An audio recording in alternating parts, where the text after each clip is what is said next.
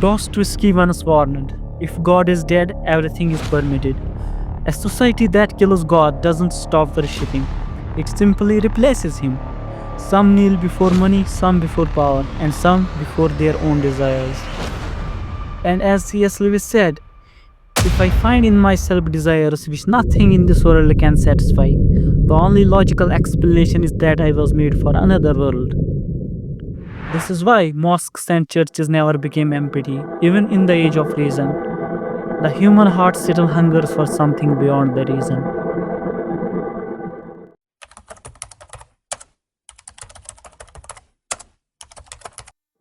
Humans cannot survive without meaning.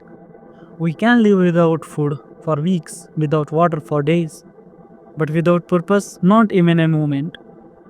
Unlike animals, we are cursed or blessed with self awareness. We wake up asking, why am I alive? What is the point of all this? Life without meaning feels unbearable.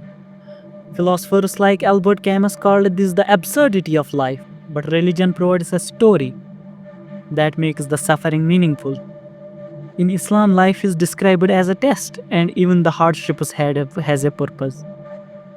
That is why, even at the edge of death, people instinctively call out to God. Deep down, the soul refuses to accept that life is just an accident.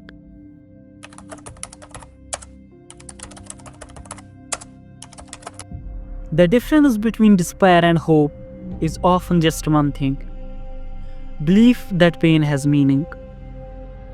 Viktor Frankl, who survived Nazi concentration camp, notices that prisoners who believed their suffering had a purpose were more likely to survive than those who believed it was meaningless. Religion gives that purpose. Islam teaches that patience in hardship is not passive waiting but active resilience. And every tear, every wound is recorded and rewarded. Even modern psychology agrees religious people generally handle stress better because their faith gives them a bigger narrative than the pain itself. A mother who loses her child can survive her grief if she believes she will meet the child again in the hereafter. When God is removed, morality becomes a matter of opinion. Why should anyone be honest, just, or kind if they can get away with being selfish? Dostoevsky was right when he wrote, without God, everything is permitted. Religion anchors morality in something higher than the human preference. The belief in a day of judgment creates accountability beyond human law. Even if someone escapes justice in this world, they know they cannot escape it forever. History shows what happens when this belief disappears. Totalitarian regimes like Stalin and Soviet Union justified mass killings because there was no higher law to fear. We live in an age of comfort and technology, yet depression and anxiety are higher than ever. Modern life gives us luxury but not peace. You can own expensive cars, travel the world, and scroll endlessly through entertainment. But at night, money still feels empty. That is because material success cannot justify the soul's hunger for meaning. People now worship celebrities, ideologies, or even themselves. But these new gods, they can't forgive love or offer eternity.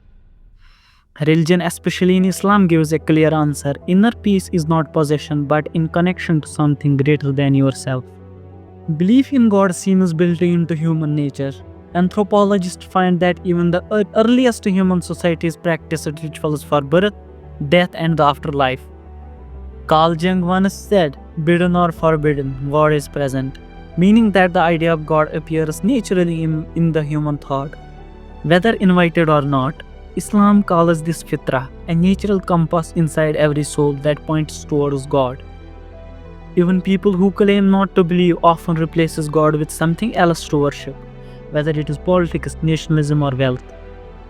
This shows that humans are not truly made to live without faith. They simply redirect it to other things.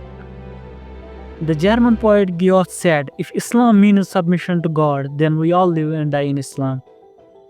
The question was never whether humans will worship. We already do. The only question is, Are we moving to something eternal or to things that will die with us? Because in the end, money fades, power slips, and even our own bodies betrays us. But the one who made us remains.